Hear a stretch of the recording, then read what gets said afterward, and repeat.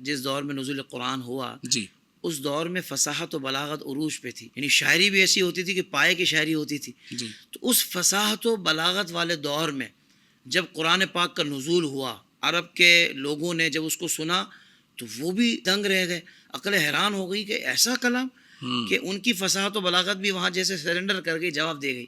کیا ارشاد فرمائیں گے؟ یہ میرے آقا کریم علیہ الصلوۃ والسلام کا معجزہ بھی ہے واہ، اور عربی زبان کا ایک کمال بھی ہے، اور اللہ تبارک و تعالیٰ کا چونکہ کلام ہے، خالق کا کلام ہے، تو اس کے مثل تو کوئی ہو نہیں اصل سکتا. بات یہ ہے، ہاں، اصل یہ ہے، اصل یہی ہے کہ جب اللہ کا خالق کا کلام کلام ہے، خالق کا کلام ہے، تو اس کے برابر تو پھر کوئی بھی چیز کیا نہیں ہے. کہنے ہیں. واہ واہ. اور یہ معجزہ اللہ نے اپنے حبیب صلی اللہ علیہ سبحان وسلم کو عطا فرمایا. اب دیکھیے کہ اس زمانے میں جو دور وہ کیا تھا کہ لوگ شاعری پسند کرتے تھے، غزلیں لکھنا پسند کرتے تھے، غزلیں سننا پسند کرتے تھے. تو قرآن پاک بظاہر انہیں ایسا لگا کہ یہ تو جس طریقے سے ہم غزلیں کہتے ہیں یا جو ہم شاعری کہتے ہیں اس طرح کی آیتیں ہیں. کسی بھی صورت کو آپ اٹھا لیجئے، یا ایھا المدثر قم فانذر وربک فکبر وثیابک فطہر والرجز فہجر. ایک نظر دیکھنے میں لگا یہ تو شاعری ہے، لیکن جیسے ہی جب قریب گئے تو کہا ہم تو ایسی نہیں بنا سکتے، اللہ اکبر. اللہ، ہم تو ایسا کچھ نہیں لکھ سکتے. بنانے کی آپ کیا سمجھتے ہیں کہ بنانے کی کیا کوشش نہیں کی گئی؟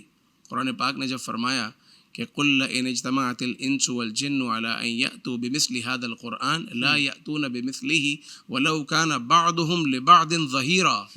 اے محبوب صلی اللہ علیہ وسلم آپ فرمائیے کہ اگر انسان اور جنات، لئن اجتمعت الانس والجن، سارے کے سارے انسان اور جنات مل کر جمع ہو جائیں. آپ جانتے جتنے انسان ہیں اتنے تو ہیں، لیکن ہر انسان کے مقابلے میں 9 جن بھی ہیں. جی، ایک انسان تو 9 جن. تو اب دیکھیے کہ انسان اور جنات کو ملا کر تعداد کتنی بڑی بنتی ہے، اور ان چیلنج سب کے لیے. لئن اجتمعت الانس والجن على ان يأتوا بمثل هذا القرآن، آ جائیں اور اس قرآن جیسا ایک قرآن لے آئیں، یہ سورت جیسی سورت لے آئیں، یہ آیت جیسی آیت لے آئیں.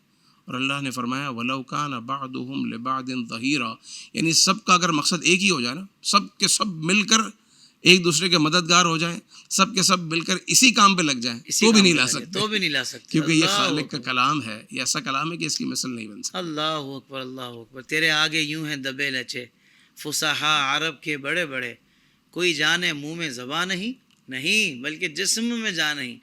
یعنی کہ ایسی ان کی جو فصاحت و بلاغت والے جو بہت ماہر لوگ تھے، جب ان کو حضور کے سامنے پیش کیا گیا، لایا گیا کہ بھئی یہ ان کے سامنے حضور بات کر کے دکھائیں، تو ان عربی پر فصاحت و بلاغت و مہارت رکھنے والوں کا حال کیا تھا؟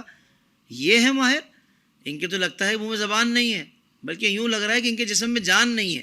یعنی نبی پاک صلی اللہ علیہ وآلہ وسلم جن کی شان، جن کی یہ صفت کہ جوامع الکلم، سبحان اللہ، جو اس صفت کے حامل، یعنی وہ آپ جب گفتگو فرماتے تو پھر کسی کی کیا حیثیت ہے کہ وہ سامنے اس برابر کی بھی گفتگو کر سکے؟ سوال ہی پیدا نہیں ہوتا. فصاحت و بلاغت رکھنے والوں کا یہ حال تھا، تو آپ اندازہ کر سکتے ہیں کہ پھر جو نہ جانتا ہو، جو جاہل ہو، تو پھر وہ تو کلام کر ہی نہیں سکتا. زندگی کے تمام شعبوں میں دینی رہنمائی حاصل کرنے اور آخرت کو بہتر کرنے کے لیے ہمارے YouTube channel Islamic digital studio کو سبسکرائب کر لیں اور بیل آئیکن بھی پریس کر لیں.